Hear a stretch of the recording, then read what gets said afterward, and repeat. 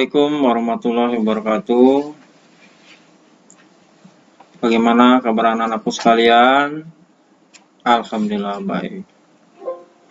Bertemu kembali dengan pelajaran sejarah peminatan kelas 10. Anak-anakku yang berbahagia dan dirahmati oleh Allah Subhanahu wa taala. Pada pertemuan sebelumnya kita membahas tentang sejarah bersifat subjektif dan sejarah bersifat objektif. Nah, dengan adanya metode sejarah ini, nanti insya Allah sejarah itu akan bersifat objektif, karena tidak subjektif saja, bukan berasal dari pelaku sejarah saja, tetapi ada bukti-bukti yang lain. Kita mulai pengertian tentang metode sejarah.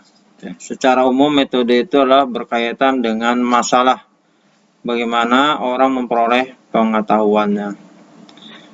Ilmu sejarah seperti ilmu yang lainnya mempunyai unsur yang merupakan alat untuk mengorganisasi seluruh tubuh pengetahuannya serta menstrukturisasi pikiran, yaitu dengan metode sejarah. Menurut Louis Gottschalk, definisi dari metode sejarah adalah proses menguji, menganalisis secara kritis rekaman dan peninggalan masa lampau atau masa lalu. Ada 4 tahapan dalam metode sejarah. Yang pertama adalah heuristik. Apa itu heuristik? Yaitu pencarian sumber. Nah, ini pencarian sumber ini bisa melalui benda-benda peninggalan ataupun berdasarkan pelaku sejarah, itu termasuk dalam pencarian sumber. Kemudian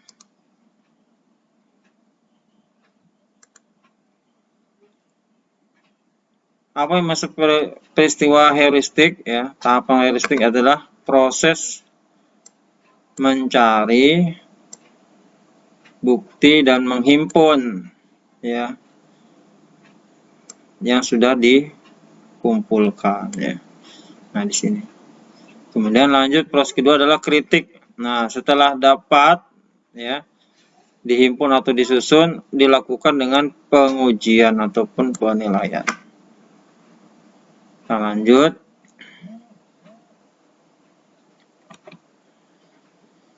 Interpretasi ya. Interpretasi adalah proses memahami. Jadi anak-anak ya. Proses memahami ya.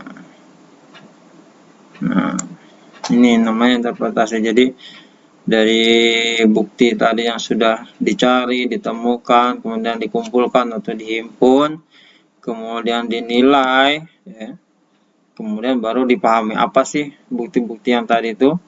Nah, jadi dari sejarah tadi yang sudah dinilai. Kemudian terakhir adalah historiografi, yaitu penyajian pemikiran baru berdasarkan bukti-bukti yang telah dinilai itu dalam bentuk terus. Nah, disinilah jadi nanti sejarahnya sudah dalam bentuk tulisan ya, melalui 4 tahap tadi ya. Heuristik, kemudian yang kedua adalah kritik, yang ketiga adalah interpretasi, dan yang terakhir historiografi. Nah, ini sudah terjadi bentuk sejarah. Dengan tahapan yang ada ini, maka sejarah akan bersifat objektif karena semua sesuai dengan pelaku sejarahnya ada, kemudian benda-benda peninggalannya ada, sehingga tidak ada kesalahan ataupun meminimalisasi daripada kesalahan dalam hal penulisan sejarah. Jadi bentuk otentik sejarah.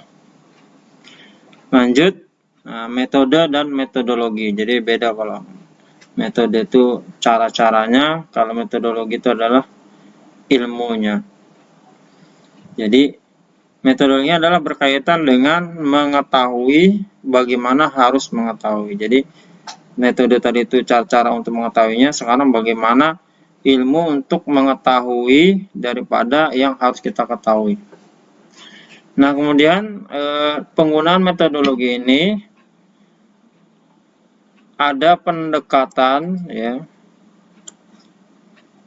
antara sejarah dan ilmu-ilmu sosial lainnya. Jadi metodenya tadi itu hanya berkaitan dengan sejarah saja, dengan metodologi dengan ilmu yang lain didekatkan, dikaitkan,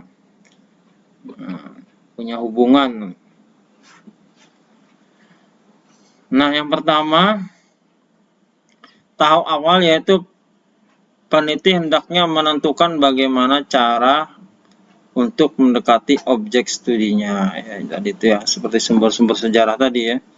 Jadi bagaimana tekniknya.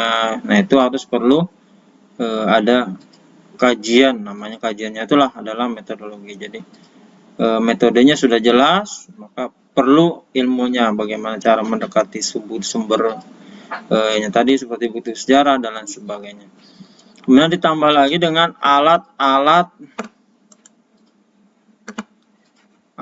daripada analitis ya, konseptual dan teoritis. Nah, ini jadi perlu di sini ya, ada analisis dan teoritis. Kemudian setelah itu diungkapkan berbagai aspek berdasarkan objek penelitiannya. Nah, pengkajian sejarah dengan menggunakan metodologi ini ya, metodologi ini lebih mampu melakukan eksplanasi penjelasan daripada yang membatasi diri pada pengungkapan bagaimana suatu terjadi atau menguraikan kejadian berdasarkan narasi. Nah, ini lebih jelas ya, lebih gamblang, lebih kuat argumentasinya kalau menggunakan metodologi daripada sekedar menguraikan cerita suatu kejadian ya. Lanjut. Pada mulanya sejarah sebagai ilmu itu telah muncul sejak zaman Yunani kuno ya. Nah, tapi tidak pernah menggunakan teori ya. Nah, karena berabad-abad penulisan sejarah cukup menggunakan akal sehat saja dan bahasa umum sehari-hari. Jadi tanpa melalui metodologi ataupun penelitian ya. Nah, sejak abad ke-20 lah baru menggunakan teori-teori yang berdasarkan dari ilmu sosial tadi, sehingga mendekatkan dengan pendekatan sejarah ya.